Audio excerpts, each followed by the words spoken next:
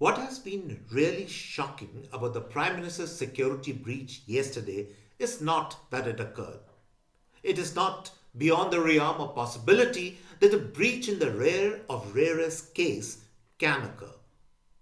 It is really that the breach was effectively planned and carried out not by terrorists within the country or from across the border, but by Punjab police personnel acting under the orders of some very prominent individuals. That much is now becoming increasingly clear. What really was the purpose of carrying out the breach? Television channels and opinion pieces and even BJP spokespersons argue that the intent really was the assassination of the Prime Minister. That may or may not be true. I have pieced together the pieces, and according to my sources, the intent of the breach was entirely different. It was staged to create another Lakhimpur kind of incident which would have resulted in some casualties of protesters, and then vested interests would have blamed the Prime Minister for it. It would have resulted in the mother of all controversies and unrest in the country, polarized the nation, created infamy for the Prime Minister at home and abroad, and it would have decisively and adversely affected the poll prospects of the BJP in the upcoming assembly elections in 5 states. Hi, and welcome all to the CAA show. My name is Juggi Bhasin, and CAA is, of course, conversations and analysis. So, let me plot out for all of you this entire conspiracy, how it was supposed to have been put in place. Yesterday, it was cold and raining in sheets all over North India. There was no way the Prime Minister would have taken off from Bhatinda to Firozpur in a helicopter given the adverse weather conditions. Bear also in mind that only recently we lost General Rawat in a chopper crash and adverse weather conditions. The same category Mi-17 chopper ferries the Prime Minister. Therefore, a risky flight in a Mi-17 was certainly not on the cards, which meant a 2-hour road journey from Bhatinda to Firozpur. This gives lie to Punjab Chief Minister's assertion that the change was last minute and the road could not be sanitized. At this point, let me bring in this fact that I speak from experience because during my television news days, I have travelled and flown with Prime Ministers many times and know a thing or two how State Police and the SPG plan a Prime Ministerial visit.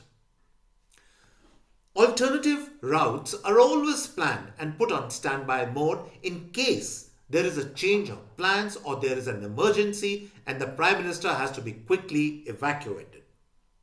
Also, if a road route is taken, police personnel sanitize the road much in advance, and an armed policeman is placed every few meters on the road facing the other side of the road, which means that the road is completely sanitized and the possibility of any stray individual or group emerging on the road is next to impossible. In short, both the air and road corridor are completely sanitized and made obstruction free so that the vehicle or the aircraft or the chopper ferrying the Prime Minister flies or travels on the road from point A to point B without any interruption or impediment. The same was the case in Bhatinda. Punjab Chief Minister is playing with the truth that an alternative route was sprung on them at the last minute and they were caught unawares. In fact, the plot thickens because Punjab police and the powers to be in Punjab gave the go-ahead to the Prime Ministerial entourage to travel on the road. And based only on this go-ahead, the journey was undertaken.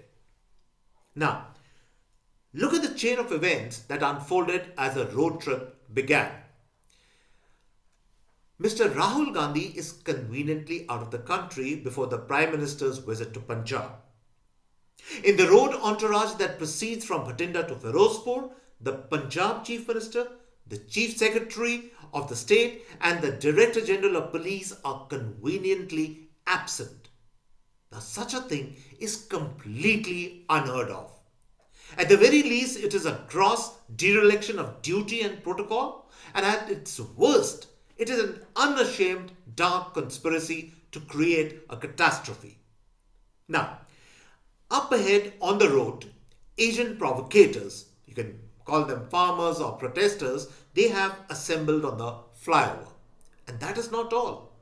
There are a few buses and vehicles also blocking the way, which means Punjab police leaked the highly sensitive road trip plans to these people much in advance.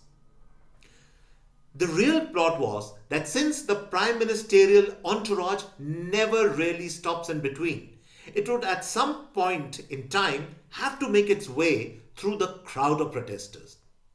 Therefore, it could either stop before that or it could cut its way through.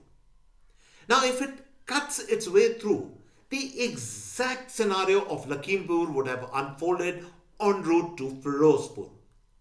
Some of the protesters could have been injured or even killed.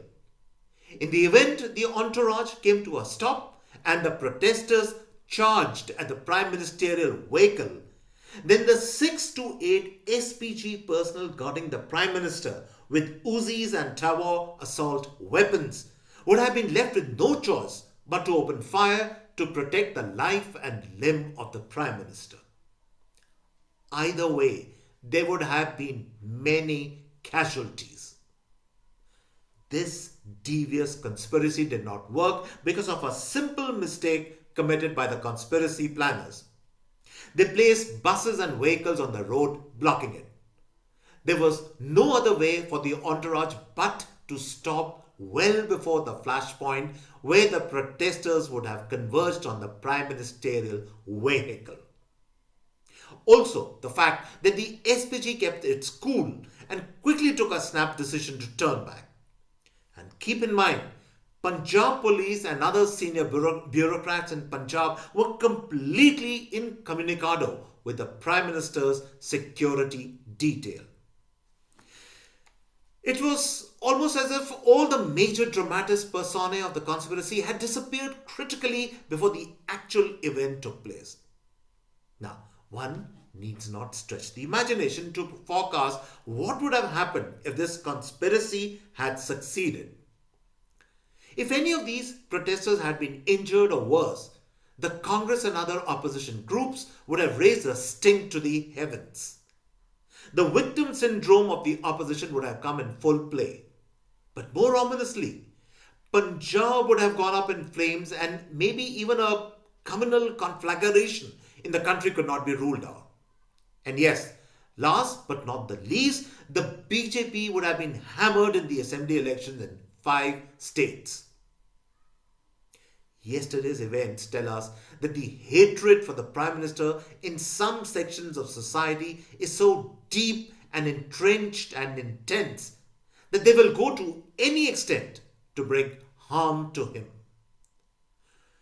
We live in perilous times where every day we live on the knife's edge, waiting for some malcontent or person with an axe to grind to tear this country apart simply because the era of entitlement has come to an end.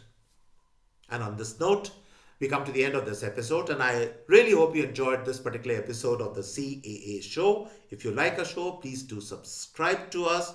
And on this note, it's goodbye and cheers from my side.